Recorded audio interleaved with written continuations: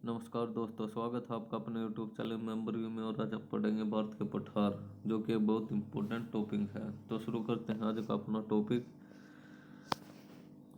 भारत के सबसे उत्तर में है लद्दाख का पठार। लद्दाख का पठार लद्दाख में स्थित है और यह भारत का सबसे ऊंचा पठार है।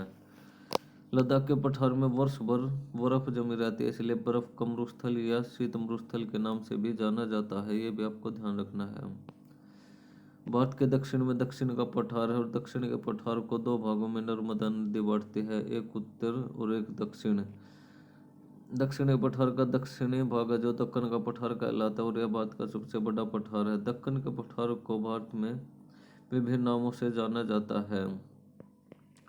दक्कन के पठार को मध्य प्रदेश में विंध्याचल पठार हो जाएगा। विंध्याचल पठार के ऊपर आ जाएगा बुंदेलखंड का पठार। बुंदेलखंड के पठार में लेफ्ट साइड में आ जाएगा राजस्थान है की साइड में आएगा मालवा का पठार, इसलिए मालवा के पठार की सीमा है जो राजस्थान और मध्य प्रदेश से लगती है। सेंटर में होगा बुंदेलखंड का पठार और राइट साइड में आ जाएगा बघेलखंड का पठार, इसलिए बघेलखंड के पठार की सीमा है जो मध्य प्रदेश और छत्तीसगढ़ के साथ लगती है, लेकिन ज़्यादा ये कहाँ पर है, मध्य प्रदेश में ही स्थित है। महाराष्ट्र में बैतूल का पठार स्थित है। बैतूल का पठार महाराष्ट्र में ज़्यादा और मध्य प्रदेश में कम है। कर्नाटक में धारवाड़ का पठार स्थित है। धारवाड़ के पठार में बाबा बुद्धान का पर्वत स्थित है। बाबा बुद्धान दान पर्वत में कुद्रेमुख लोहे सखान है, जिससे लोहा निकाला जाता है। और कर्नाटक में हिन्नू मंगलोर बंदर का स्थित है, जिसके द्वारा लोहे का निर्यात ईरान को किया जाता है। ये भी आपको ध्यान रखना है। दक्कन के पठार को ही तेलंगाना में तेलंगाना के पठार के नाम से जाना जाता है। छत्तीसगढ़ में दंडकारण्य के पठार के नाम से जाना जाता है। झारखंड में छोटा नागपुर का पठार है। छोटे नागपुर के पठार में बहुत अधिक मात्रा में क्या मिलते हैं, खनिज मिलते हैं, और खनिजों में सबसे अधिक मिलता है कोयला, इसलिए छोटा नागपुर के पठार को भारत का रूर कहलाता है।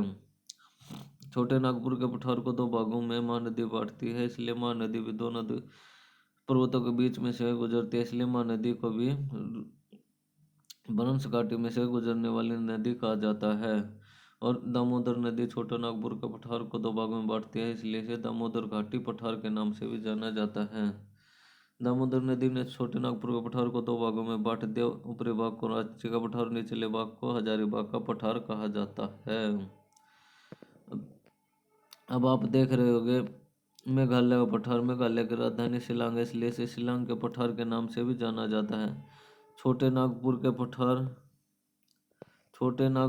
पठार और शिलोंग पठार के बीच में जो एक गैप है, इसे कहा जाता है मालदा दरार। मालदा दरार छोटे नागपुर के पठार को और शिलांग के पठार को अलग करती है। या हम इसको कह सकते हैं गंगा और ब्रह्मपुत्र नदियाँ मालदा पठार और छोटे नागपुर के पठार को अलग करते हैं। यहाँ से गंगा आएगी और यहाँ असम से होती हुई ब्रह्मपुत्र नदी आएंगी और यहाँ से बंगाल की खाड़ी में गिर जाएंगी, इसलिए छोटे नागपुर के पठार शिलांग के पठार को गंगा ब्रह्मपुत्र नदी भी अलग करती हैं और मालदा दरार भी अलग करती है। शिलांग के पठार में ही गोरख, खासी और जयंतिया पहाड़ियाँ पाई जाती है, जिसमें से खासी पहाड़ी पर